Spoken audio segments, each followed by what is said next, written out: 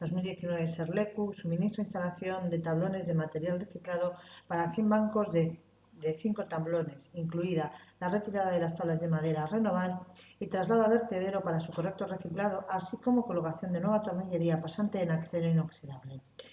Es un procedimiento de adjudicación abierto con un único criterio de adjudicación, cuya fecha de publicación en el perfil del contratante ha sido el 27 de marzo de 2019.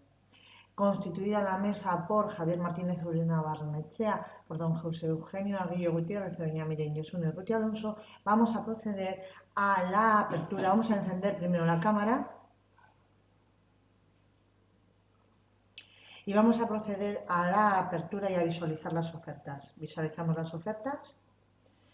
En primer lugar, vamos a dar a la oferta disponible de Montajes García. Verificamos la firma.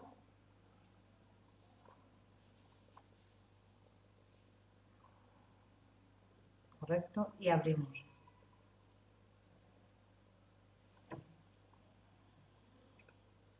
Montajes García hace una oferta por un importe base de 15.161 euros, con un importe de IVA 3.183,81, por un importe total de 18.344,81. El licitador desglosa la oferta presentada y hace una descripción de una tabla de 17,40 por 1,30 por 45 por 5.904, con un IVA de 1.239,84, un importe total ofertado de 7.143,84, una tornillería con un precio de 575 euros, con 120,75 de IVA total, 695,75, y un montaje de 8.682 con el IVA de 1.823,22, que hace un importe total de 10.505,22. Abrimos la de Globalia Urbanismo Integral. Verificamos la firma.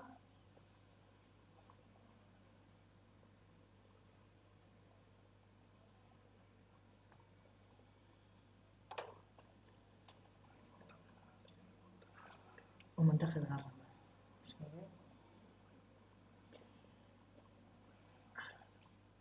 Nombre y representación de la empresa Globalia Urbanismo Integral SL, con CIF B24572554, presenta un importe base de 12.721,41, un importe de IVA 2.671,50 y un importe total de 15.392,91.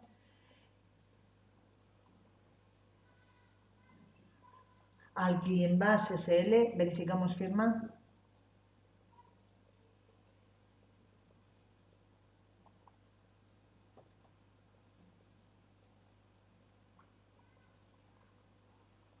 Abrimos.